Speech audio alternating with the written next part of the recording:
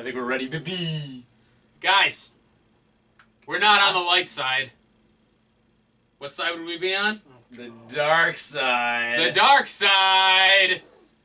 How do you get that to Darksiders? I'm embarrassed now. That's only twice. You had to say it one more fucking time. Darksiders This is 3. Alright, so it's an unboxing. You screwed this one up. it! No, you unscrewed it. Oh my god. Damn it. Now I screwed it up. No, I screwed it up. Kevin, take us in.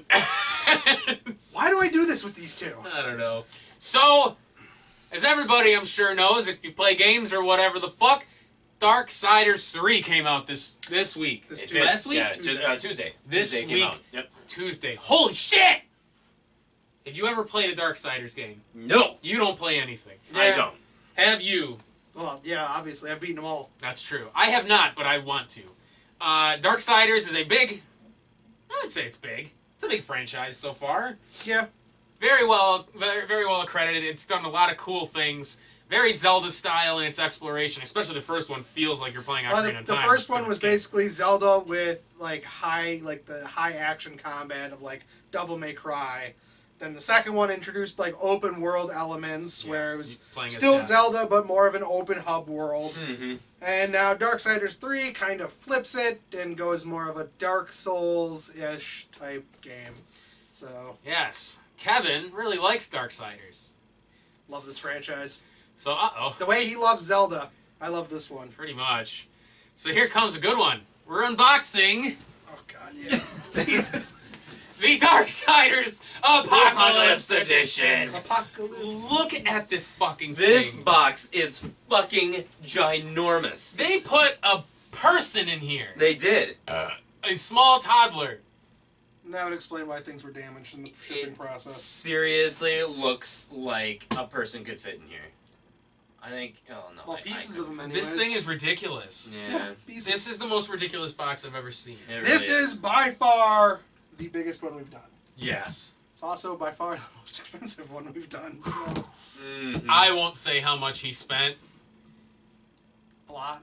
A lot. It's almost scary how much he spent. It's worth it though, because For me it is. if you like a franchise like this or any franchise, you find it easier to spend that kind of money Not on to the mention, game to justify I it. like the artist who designed the characters. Yeah, Joe Man Man. Herrera, yeah. Man. I'm the same way with the Persona series. I bought the collector's edition immediately when Persona 5 was announced because I love Persona. Honestly, yeah, I pre-ordered this one back in April. As soon as they announced the different editions, I immediately pre-ordered this. Awesome. Yeah. So it's been a long wait this year for this game. Yeah. believe So it. should we crack it open? I think so. You and I think should. We're gonna have to set maybe- it. Yeah, No, we'll okay, just set it we'll down. do it. Yeah. Trust me. Just set it down. So Kevin has already played the game, I beat it. and of course he beat it. Holy crap! Look at all this shit. So we'll start with the smaller stuff, and then I don't know if it bends back very well. All So. right. Well, we'll keep it. Yeah, I can hold it. All right. So Oh, you got the wall scroll. yeah, we'll start off with. Got to start with Of the course, walls. because I think every collector's edition so far has come with a wall Posters scroll. or art Yeah. books or something. Jesus Christ, which way does this one open? It doesn't even do. It doesn't. It doesn't. You never opened it. Well, no, Which I makes wasn't sure if sense, it was which makes taped sense. or if it was an actual sealed. Well, and here's the thing: is the quality of this thing. It's not cheap. Holy shit! Yeah. It's an actual cloth. That's like a fabric wall scroll. Oh yeah. So all right. Oh wow, and that's like a wooden dollar. Oh, look at that, babe. Oh wow. So that's one of the Charred console, and then Fury. For That is cool. I really like that. yeah, no, that honestly, actually it's is really cool. nice quality, not cheap. Yeah. No. Like they didn't go the plastic or anything like that. Yeah, it's an Vinyl actual. or something like that. Yeah. I've seen a lot of wall scrolls where they're kind of like that cheapy Yeah, for hanging it up. kind of materials. Yeah. I was like, good luck rolling it back up. No, actually not too hard. It's just the dowel you gotta roll. Yeah. Yep. Oh nope, it's expanding. you, sliding! You always get the little nipples It's out. turning! Oh god. Can you push it in? It's prairie dogging. You push in the nip. Oh, The God. nip does not push. Nope, Well, it's you know not, what? nope. Good luck. Whatever. It'll eventually hung on my wall, so who gives a shit? Yeah. All right. Well, while he's doing that, I'm assuming this is what That's the game came in. Yeah, and everything else. So Well, the game and everything else came in this cute little. Well, I shouldn't boxy say thing. everything else. Well, no, God. We'll get no. to the important stuff. I'm not gonna open this because I have a bad habit with things like these where I accidentally tear it because they're so fresh and in there. Yeah. That I always have a hard time with it, so I'm gonna let you ruin your own things. Oh, I don't care if this one gets ripped. So, all right, we'll start off. It has the art book, of course. an art book that goes through and kind of spoils some of the game for you if you don't really. The Art of Darksiders 3. Look at that shit. All sorts of nonsense. It's not nonsense. It's awesome artwork. I bought the Xenoblade Chronicles 2 art book. Came with a 210-page art book. Good God. Fucking sick! Yeah. You can kill people with it! Not as bad as the original Xbox. That is Alright, so as per usual with a lot of games lately, it's the soundtrack. Soundtrack. Of course, yep. Cute little thing. A little thing's the little disc. So that's cute, adorable. I know that's Paul's type of thing. Is the Yep, soundtrack. I love the soundtracks. Yep. This was what I thought was weird. So it comes with a steelbook, but Yes. it also came with the regular case. So it comes with the blue case as well. That's weird. Why would? I don't know. Well, Yeah, it's it's steelbook. But the steelbook looks really nice. Steelbook. I actually really like steelbook stuff. Yeah, the art on it's really nice. So Yeah. Thank you, Halo 2, for giving us steelbooks. That's the truth. That was the very first game that came in a and steelbook. then I think I have the Metroid Prime trilogy in a steelbook. steelbook? Yeah. Yeah. Oh wow, that's really cool. yeah, actually it's got decent heft to it too. Oh yeah. So it's the horseman symbol with like the runes around it, and it's not like cheap plastic. It's an actual hunk of like aluminum. Yeah, I'm about to say that is really yeah. hefty, and it's actually got a really nice cord to it.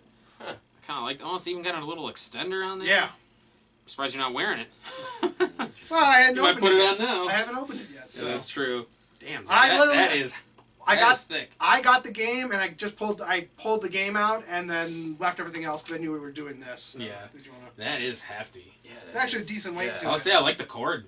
The cord's really nice. I was expecting a plastic amulet with like a Oh, really cheap interesting. like vinyl necklace. Yeah, it It's looked not. it almost looked like a something plastic or something like that, but it's like a heavy duty, almost like a Like I said, aluminum like and then. a rope or something like that. Well, but these I it's think soft. it's leather with the plastic coating. Oh, on maybe it, I that's think. what it is. Some Yeah. sort of a resin. Yeah. Like I said, I'm Yeah, interesting. surprised if you don't keep that one on all the Well, time. It'll probably get hung up where all my other ones are. Say, don't you have like a Mjolnir pendant too? I have is it Mimir's head from God of War and There stuff you like go, that. yeah. So eventually I'll take a picture of my when I get my new shelf. I'll take a picture where all these are set up. And That would be cool. 'cause I need to do that where I need to buy another shelf just to display my collector's. Unfortunately, because of like the Balrog statue from Shadow of War, I have to get a custom-sized shelf. Because no standard size shelf will fit that fucker on it because it's too big. Yeah. All right, so So we're coming to the bread and butter of why this box is so fucking massive. all right, so actually, I, why don't we do this? I would prefer not to take them out of these boxes. Yeah, no, I would say you could probably just look at them through So, the window, it- but Do you want to grab the last one out and just Came close with- the lid? Came with four Go ahead and shut it so we can just set these on top. So fucking figures. yeah, Figurines. and four sizable Holy shit. statue figures. I was like, yeah, So, we're not going to take them out of the boxes because this could take a while, but it comes with a Volgrim, which is The little the shop- merchant from the Yeah. game little franchise. shopkeeper. These are about, I would say, 12 inches, 12 yeah, inches, 12 maybe a inches, little bit yeah. taller. All right, so I'll make sure I take pictures of them and put them up on our Facebook. Yes. So- And possibly the twit. Yeah, Possibly. Sorry about that. that's fine. So we got Vulgrim there, then Death. If you can actually, you can show them that too on the back. Oh, yeah. Because there's a pretty high quality So image you on got, the back. fucking, I don't know if they can That's- see that, but Go to the back one. you got Death in there, the old guy from the second game. Yep. What a stud. And then Looks like Sting. War? War from the first game. Yep. Oh, so War doesn't actually show up in like the third game then? No, like It's the just first kind of like the first a- game was War. War, and then the second Okay. game it was Death, and War kind of had like a little appearance in there, and then third game is Fury, Mm-hmm. and then technically Good like, old sexy Fury in there. minor spoilers, like the other horsemen do show up in a couple of different ways, but the timeline for this franchise is a little weird because it goes technically Darksiders 3, parts of Darksiders 2, Darksiders 1, and then the end of Darksiders 2. Because they all take place during like So the basic story is the 7 seals of heaven. Like when they get broken, the horsemen ride and like usher in the apocalypse. Well, in the very first game, War is tricked into showing up early and triggering the apocalypse. So he gets kind of imprisoned for 100 years, and that's where parts of like 2 take place. Yeah. Darksiders 3 takes place before all of this, like right after he gets imprisoned by the Charred Council and stuff. And it's kind of a convoluted timeline because they jump that way. But like Kingdom Hearts. No, but at least you can understand it. Yeah. Resident Evil kind of did that too with the original trilogy, where the events of so it's 1 half of 2, 3 takes place in the middle of that, and then the other half of 2 is like the end of it. And then they did Code Veronica X. Then was it Resident Evil 0? Which, for some reason, that's supposed to be before Resident Evil, but Rebecca Chambers looks older for some fucking reason. Graphical upgrades, but yeah. It's such a weird thing, but yeah. So, that's supposed to be the first time. I was going to say, it's not the first time that the games have had kind of a convoluted storyline or something where it's, but at least, the like, continuity jumps. The lore and stuff in this franchise, I think, is really well thought out. Oh, yeah. Like I said, the basic story, the overall story of War triggering the apocalypse early, and then the angels are all pissed off, like, what the fuck are you doing? Well, it's not just, like, heaven and hell are pissed, and then the Charred Council, who the 4 horsemen work for, is pissed off, and so it's basically a giant conspiracy thing of who did what and why and who jumped the line first is essentially where it seems to be going. At least as far as I know. Yeah. Like they're trying to figure out who started all this. Which have they started going into that? Like they've already they've revealed who I think it was either in the first game or in the second game. They actually reveal why War showed up early. Minor spoilers. One of the seals was broken, and he was basically tricked into showing up. Yeah. Just so they could get him out of the way, kind of. Okay. Yeah. And then, basically, because the apocalypse happens almost completely on Earth, and so basically humans are wiped out. So Death's journey in the second game is him trying to figure out who set up War, and then figuring out what to do with the souls of humans and stuff like that. Yeah. And then Fury's is the 7 deadly sins are released onto Earth, and she's tasked with hunting them down. So who's the only one left? Strife. And he does actually make appearances in Darksiders 3, which that's spoilers for anyone who hasn't played the game, but towards a certain part of the game, you actually do see him, which is kind of cool. It is cool. I'll say I'm looking forward to actually starting and playing these through, because I love the lore of it. The art style I love. I mean, it's for all intents and purposes the first one's Zelda. I'm all for that. Well, basically the first 2. Yeah. Because the first, it'd be like going and jumping into... it's a Breath of the Wild. No, because it's not choose your own path. It's a more of Ocarina or Majora's, where it's got the Hyrule field as your big hub, and then you go to the different areas to do different dungeons. So that's cool. And then, like I said, the third one is like a Dark Souls Light, where it's basically one hub and everything kind of connects and intertwines and loops back around on itself, and when you die you lose your souls, but then you can go back and collect them and get it back. But unlike Dark Souls and stuff like that, if you die a second time when your souls are out there, they don't fucking go away. You can still go back and get them. That I like. That I like too. It's like Shovel Knight.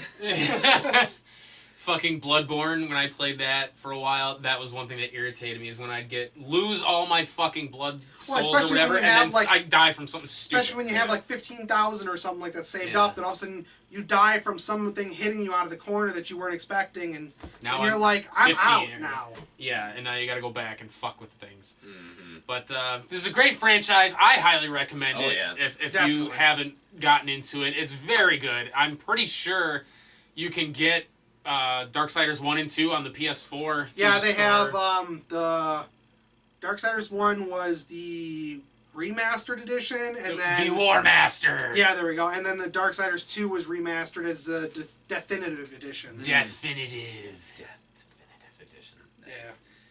And just kind of a little history, we kind of alluded to it before, too, is that the Darksiders franchise was actually created by a guy who actually got his start in comic books, in Marvel comic books, when he was only 16 years old. And one of the big franchises he was known for, especially like early 90s, maybe like early 2000s? Late 90s, early 2000s. Battle Chasers. Battle Chasers. He does like War is... Really? Yeah, War is basically a new version of Garrett, or whatever it is.